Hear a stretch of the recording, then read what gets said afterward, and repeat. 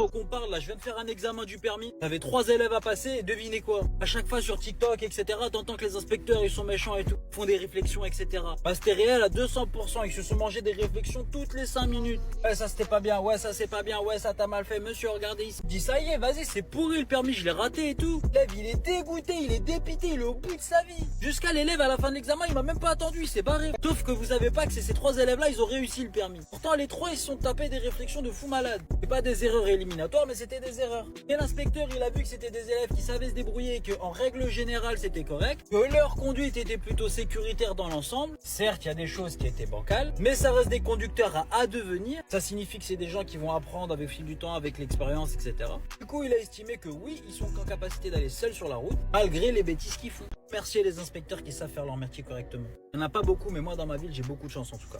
Dites-vous, jusqu'à aujourd'hui, je crois que j'ai jamais été pas d'accord avec un jugement. Si je suis pas d'accord, c'est pour un truc bidon en général. Rassurez-moi quand même, vous êtes au courant du glitch pour avoir le code du premier coup. Attends, je vais vous expliquer tout ça. Première astuce, c'est de réviser au bon endroit. Arrête les séries YouTube, les séries cheloues. Ça, c'est nul, oublie. Fais ça plutôt, tu vas pouvoir réviser avec des questions officielles, les mêmes que le jour de l'examen là.